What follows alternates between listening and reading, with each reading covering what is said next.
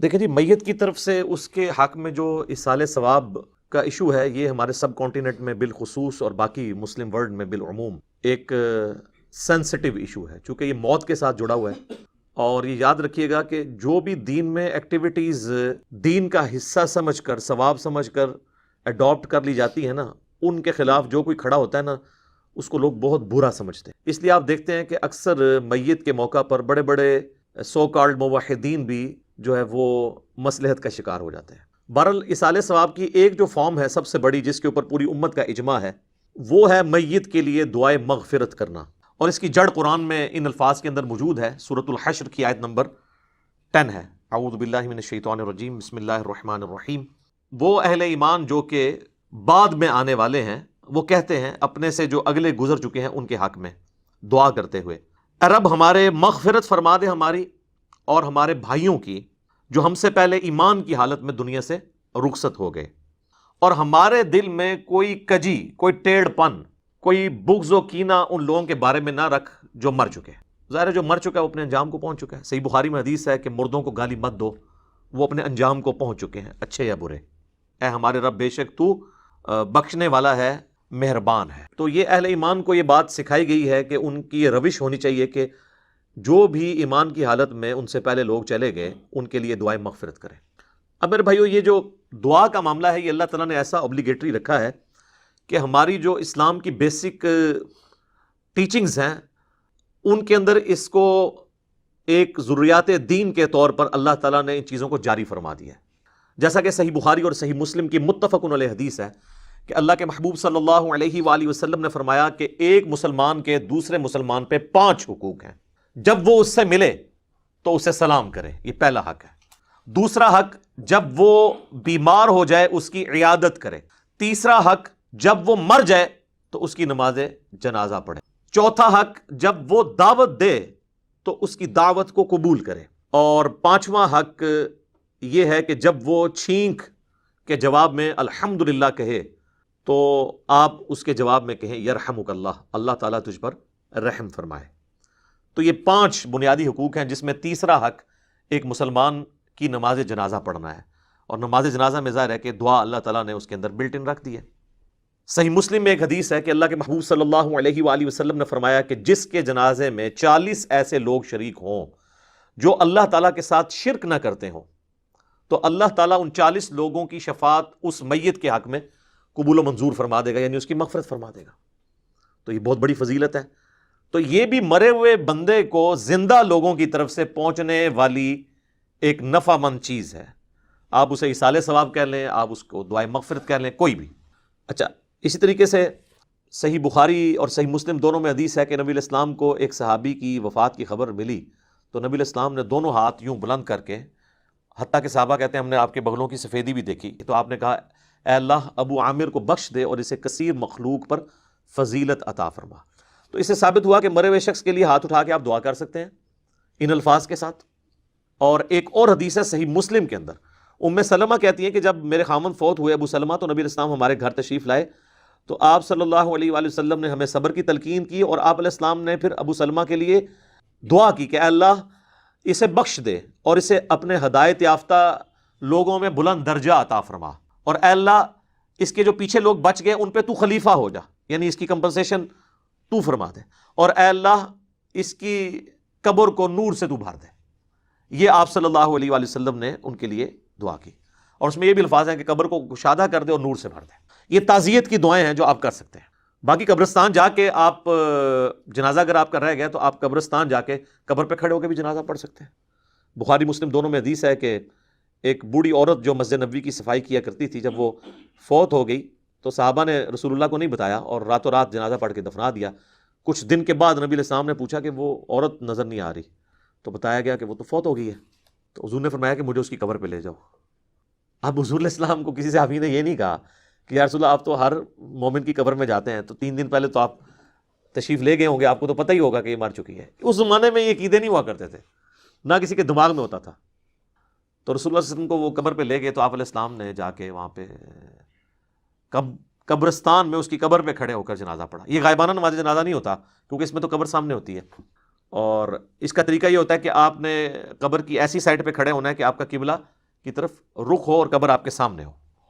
اور پھر آپ علیہ السلام نے واپسی پر فرمایا, مسلم شریف میں ڈیٹیل ہیں, اس میں الفاظ ہیں کہ یہ قبریں اندھیروں میں ڈوبی ہوئی تھی, اللہ نے میرے جنازہ پڑھنے کی برکت سے انہیں نور سے بھر دیا.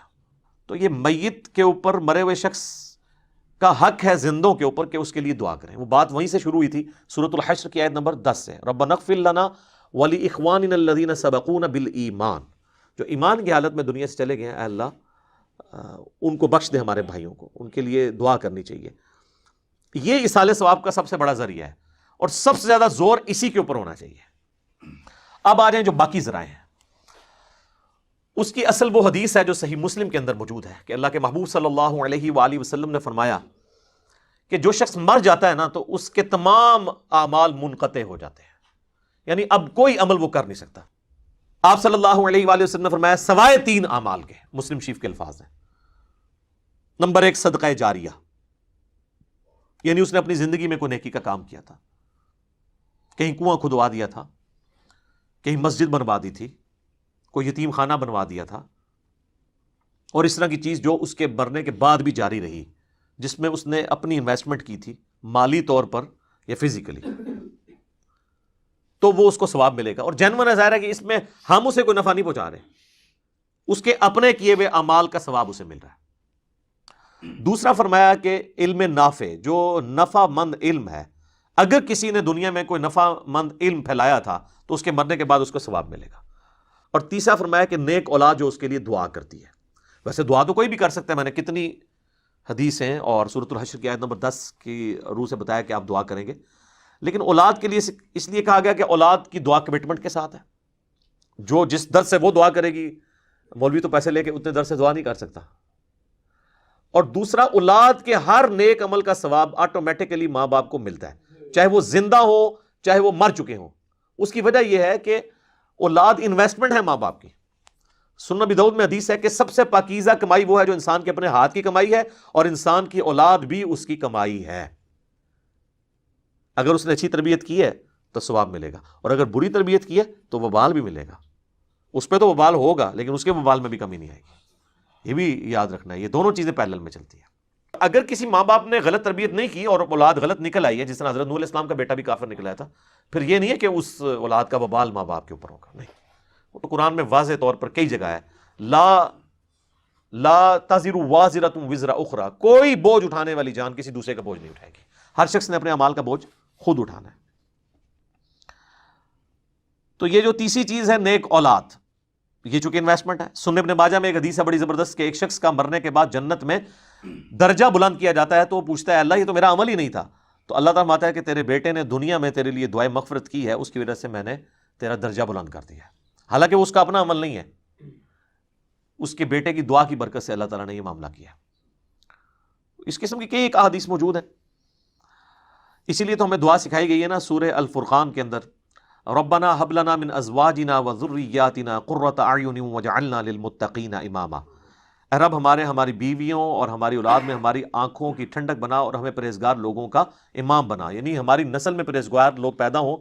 وہ پرہیزگار لوگ پیدا ہوں گے تو تبھی مجھے فائدہ ہوگا نا, کہ وہ جتنے نیک اعمال کریں گے اس کا ثواب مجھے پہنچے گا, میرے لیے دعا کریں گے تو اس کا نفع مجھے پہنچے گا. اس کو سپورٹیو حدیث ہے بخاری و مسلم دونوں میں. سعد ابن عبادہ سفر میں تھے, پیچھے سے ان کی والدہ فوت ہو گئی. نبی الاسلام کی خدمت میں حاضر ہوئے, کہا یا رسول اللہ میری ماں مر گئی اور مجھے امید ہے کہ اگر میں یہاں پہ ہوتا تو وہ صدقہ اور خیرات کرواتی مجھے کہہ کے, لیکن وہ بغیر وصیت کیے مری ہے. اب میں چاہتا ہوں اس کی طرف سے کوئی صدقہ اور خیرات کروں, تو کیا میرے صدقہ اور خیرات کرنے سے میری ماں کو کوئی فائدہ پہنچے گا؟ تو آپ نے سمپلی ایک لفظ میں جواب دیا ہاں, کوئی باریکیاں نہیں بیان کی. مصیبت کھڑی ہو سکتی تھی باریکیاں بیان کرنے میں کہ اگر اس کا ارادہ تھا تو, اگر نہیں تھا تو یہ وہ تو یہی حدیث سنن نسائی کے اندر آتی ہے کہ جب ان کی والدہ کی موت کا وقت قریب آیا تو لوگوں نے کہا کوئی وصیت کر دیں اپنے مال کے لیے اللہ کی راہ میں. تو انہوں نے کہا میں کیا وصیت کروں, میرے پلے تو کوئی شے نہیں ہے, میرے دولت کا جو مالک ہے وہ تو میرا بیٹا ہے. تو یعنی انہوں نے کوئی وصیت بھی نہیں کی. ان کے بیٹے نے ان کے مرنے کی بعد ان کی طرف سے صدقہ کیا ہے تو اللہ تعالیٰ نے ان کو ثواب پہنچا دیا.